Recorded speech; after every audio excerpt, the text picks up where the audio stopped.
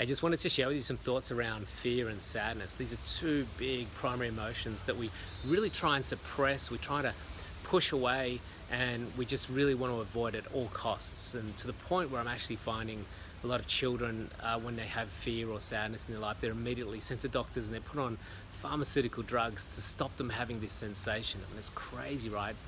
And at the same time, we've got kids, adults queuing up on weekends to fun parks to get on roller coaster rides to actually incite the same level of fear in their body. It's actually the same sensation, yet it's just caused by something different. And it's like going to see a sad movie, The Notebook, and my daughter's seen it about 5 times and sits there with a box of tissues and crying. And she actually wants to keep going back to have that experience, that emotional response. And yet when we have the sadness and fear in our day-to-day life, we really try to do everything we can to resist it. And this was inspired by a phone call I had recently with a student of mine that had just finished a meditation course, and she was having some fear coming up after the course, which is just the body's way of eliminating that energy that's kind of stuck in the body still.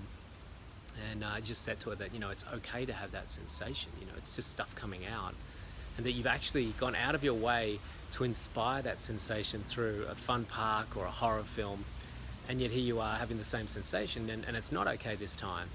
And yet really it's just a sensation in the body, and you're not going to die, there's nothing wrong with it.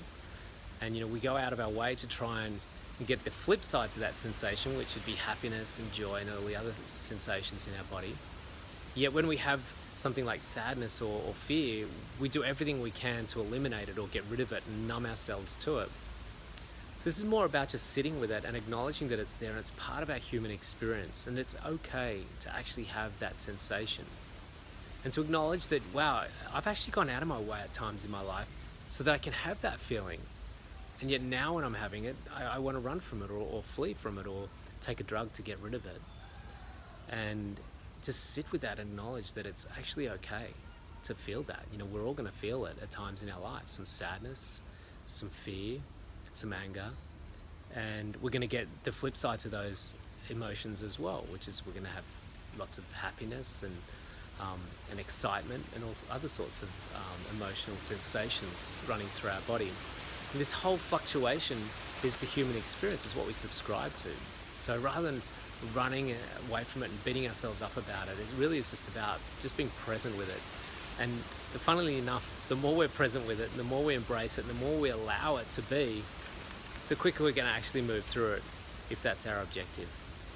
So give that a try next time you're having fear, sadness and anger coming up. Just sit with it and just allow and observe, be mindful about that feeling, and just give it some presence and acknowledge that it's there, and it's actually just say, it's okay.